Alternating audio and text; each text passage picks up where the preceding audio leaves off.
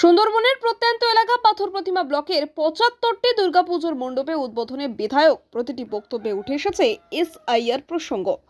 দক্ষিণ চব্বিশ পরগনা জেলার সুন্দরবনের প্রত্যন্ত এলাকা পাথর প্রতিমা ব্লক ১৫টি গ্রাম পঞ্চায়েত নিয়ে গঠিত।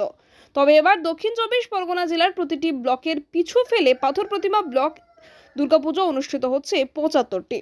প্রতিটি মণ্ডপে ঘুরছেন বিধায়ক সমীর কুমার জানা। উদ্বোধন করলেন তৃতীয় তেতুলিয়া সর্বজনীন দুর্গাপূজা, গোদামথুরা তৃতীয় খণ্ড সর্বজনীন দুর্গা উৎসব। তবে এবারের পুজোয় সর্বাধিক পুজো হচ্ছে ভারত সেরা গ্রাম পঞ্চায়েত দিগম্বরপুরে ৮টি, যার মধ্যে নজর কেড়েছে হাসপাতাল মোড়ের গোদামথুরা তৃতীয় খণ্ড সর্বজনীন দুর্গা উৎসব, যেখানে তৈরি হয়েছে দীঘার জগন্নাথ মন্দিরের আদলে মণ্ডপ, কুমোরটুলির দুর্গা প্রতিমা। অন্যদিকে ইন্দ্রা মোড় সর্বজনীন দুর্গা উৎসবের এবারের থিম ভয়াল ভয়ঙ্কর অজগর সাপের আদলে তৈরি পুজো মণ্ডপ। মণ্ডপের মধ্যে প্রবেশ করতে গেলেই অজগরের মুখের মধ্যে দিয়ে দর্শকদের প্রবেশ করতে হবে। তবে এই মণ্ডপটি এবার নতুনত্ব এই এলাকায়। অন্যদিকে গঞ্জের বাজার সার্বজনীন দুর্গা উৎসবে দুর্গাপূজার মন্দিরের আদলে সাজানো হয়েছে মণ্ডপ। তবে মুখ্যমন্ত্রী মমতা বন্দ্যোপাধ্যায়ের পছন্দের রং নীল সাদায় সেজে উঠেছে রামগঙ্গা যুব গোষ্ঠীর পরিচালনায় মন্দিরের আদলে দুর্গা মণ্ডপ, যা শাসক দলের ব্লক অফিস এবং বিডিও অফিসের সম্মুখে। দক্ষিণ রায়পুর গ্রাম পঞ্চায়েতে তৈরি হয়েছে পুরীর জগন্নাথ মন্দির, যা দর্শকদের নজর কেড়েছে। দেবীর চক সার্বজনীন দুর্গা উৎসব কারোর থেকে পিছিয়ে নেই।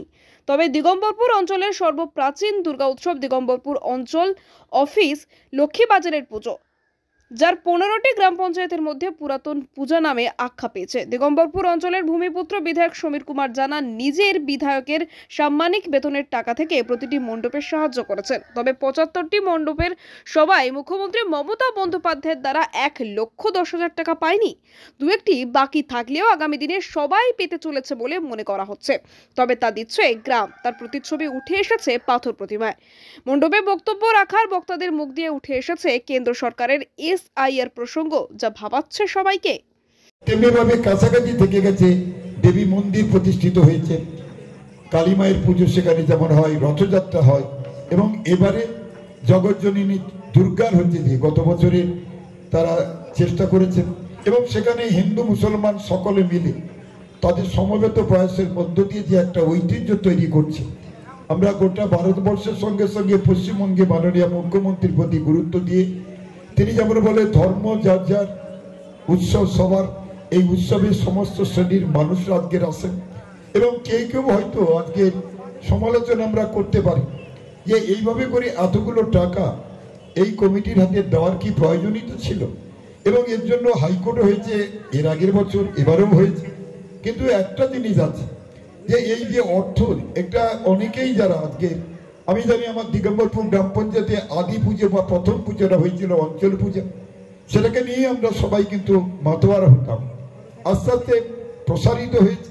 এর আগে আমরা পুজো দেখতে যেতাম মন্দির এতে, আমরা প্রায় ৭৫টার মতো আমাদের গোটা পাথর প্রতিমা ব্লকে এভাবে করে নতুন করে মা আগে থেকে আরম্ভ করে এখনো পর্যন্ত এভাবে পুজো অর্চনা হচ্ছে। আমরা চেষ্টা করছি সব জায়গাকে কতটা করে কভার করা যায়।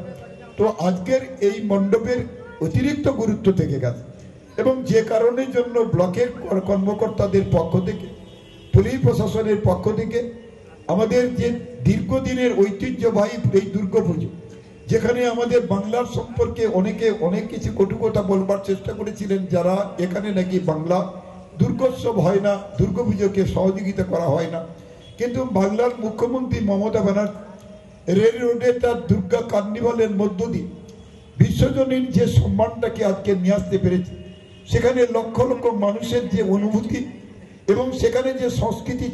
সুন্দরবন থেকে গোপাল সিলের রিপোর্ট, ডিএন নিউজ বাংলা।